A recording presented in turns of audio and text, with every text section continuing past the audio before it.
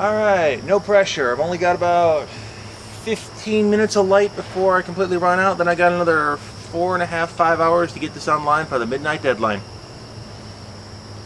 And then you guys wonder why I'm so cynical about you guys. The things I do for you people, and I get no respect at all. Thank you very much.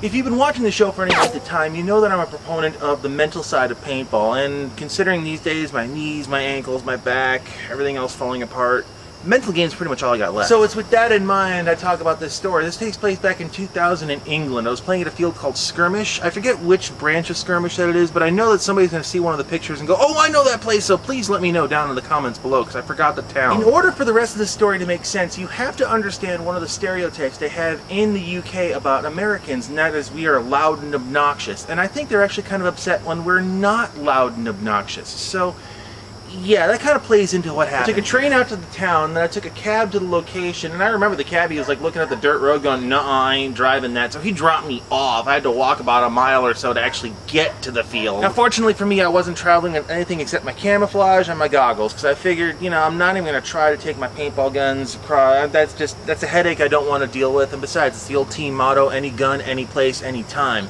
Give me a rental gun in 5 minutes, we're good. So I'm playing on what I think they called a punter day, which is like all rental guns essentially, and that's fine, it's a Tipman. They all shoot alike anyway, and I know people are gonna flame me on that one, but a Tipman is a Tipman is a Tipman. So I played a couple games, and I handed my camera to one of the marshals, got a couple pictures, okay, that's cool, but you know, I'm still a woods guy. Give me some bare, naked woods, and I really need to reword that. So we're finally playing on a field that doesn't have a whole bunch of stuff thrown out, and I'm thinking, okay, great, this is my element. Let's go to town. I love this. I take the left-hand tape line, and about maybe 2 or 3 other guys with me. What I didn't realize was I had basically run into most of their other team. Oops. And I am pulling every stunt in the book just to stay in the game. I'm doing everything that I can to dodge paintballs, to try to get small behind some of these trees. The rest of my teammates are just getting shot up, and I'm just thinking, okay, I'm alone out here, and I got 1, 2, 3, lots, many, oh heck. It's at this point that you gotta pull out all the stops, because yeah, it's just a punter day, but I don't want to walk off the field yet because I don't want to keep on playing. So how do you keep on playing? You introduce him to your friend Bob.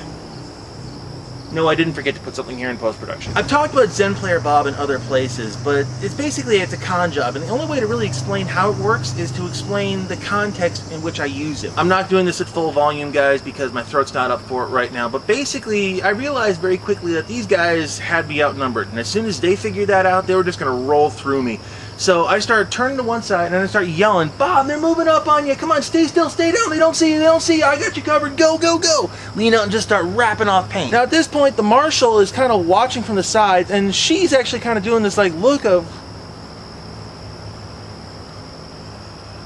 And the people who are opposing me, they actually kind of stopped. They're looking around for this other guy over here. I lean out, I start shooting, I shoot one of them out, and I yell, Bob, you got him, my God, let's go, they don't see you, come on, come on, come on. And I am selling it hardcore, because I know the moment that they realize I'm alone, I'm hosed, that's it.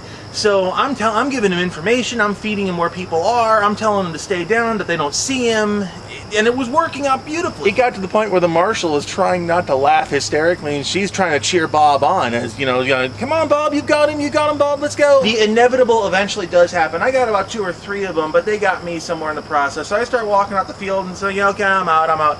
And as I walk past where Bob is around, I actually kind of skirt around and then keep on going off the field. I had sold it so well that the other team did not want to move. They spent the better part of 3 minutes still behind their bunkers with nobody in front of them. I actually think the marshal felt really bad for them, so she finally went over and finally told them, look, there's nobody in front of you, you can go. So yeah, I'm playing on a whole bunch of stereotypes, and I'm playing on a whole bunch of preconceived notions and stuff, but hey, you know, that's part of the game. And yeah, this is where I get on the soapbox a little bit and get a little bit preachy, I understand that, but I'm finding that as time goes on, not a lot of people want to play in the mental side of the game. They just want to get to their positions and pound paint, and that's fine. You know, if you just want to turn your brain off, I've done that many times myself, and that's cool. No. The mental game is when you're actually playing within the rules and you're messing with other people's brains, and even after they shoot you, you're still messing with their heads. And to be honest, I would love to see more people do this. I would love to see more people on the mental side of the game, but